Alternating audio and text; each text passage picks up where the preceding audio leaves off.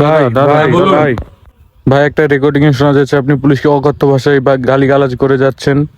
এটা বিরোধী দলের ষড়যন্ত্র, মিথ্যা অপপ্রচার। ভাই এখানে বিরোধী দল কোথা থেকে চলে এলো? আর আমাকে পুরোটা বলতে দিন, আমি এরপর তো ভুলে যাব। কত কষ্ট করে মুখস্থ করতে হয় জানেন? আচ্ছা ঠিক আছে বলেন। এটা বিরোধী দলের ষড়যন্ত্র, ষড়যন্ত্র আমার বিরুদ্ধে, মিথ্যা অপপ্রচার। বিরোধী দলগুলো উঠে পড়ে লেগেছে, পুরোটা বলতে দিন। এবার বলুন। ভাই যে রেকর্ডিংটা শোনা যাচ্ছে সেটা স্পষ্ট বোঝা যাচ্ছে সেটা আপনারই গলা। ওটা এআই। 2 বছর আগে আপনার একটা গালাগালি এসেছিল। ওটাও এআই। 2014 সালে আপনার একটা রেকর্ডিং এসেছিল। ওটাও এআই। ভাই তখন তো এআই আসেনি। ও, তখন এআই আসেনি বলে ওটা আমার দোষ? সবই আমার দোষ নাকি? আপনার এক ঘনিষ্ঠ নেতার রেকর্ডিং। সব এআই।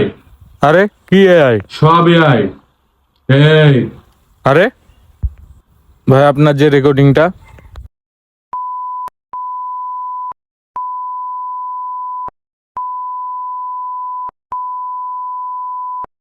এই আপনি গালিগালাজ করছেন কেন? আপনি সবার সামনে গালিগালাজ করবেন?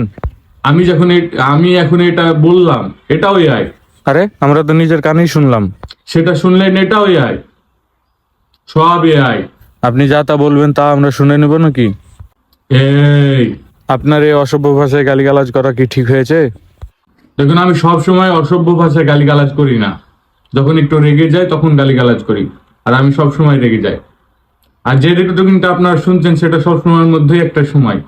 আর আপনারা যে পুলিশকে গালিগালাজ করার বিষয়টা বলছেন, এটা আমি নিজে থেকে বলতে চাই, এটা যে রেকর্ডিং করেছে তার অনেক ভুল। এরকম রেকর্ডিং চলতে থাকলে তো মানুষ একসময় স্বাধীনভাবে গালিগালাজ করতে পারবে না। কোথায় যাচ্ছে আজকের এই সমাজ?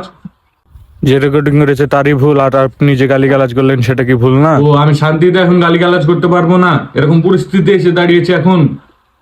আরে আপনি তো কর্তব্যরত পুলিশকে গালিগালাজ করেছেন। গালিগালাজটা তো গালিগালাজ ছিল না। গালিগালাজের যে ভাষা ইউজ করেছেন সেজন্য আপনাকে ক্ষমা চাইতেই হবে। ঠিক আছে, আমি শান্তিতে এরকম ভাবে ক্ষমা চাইছি।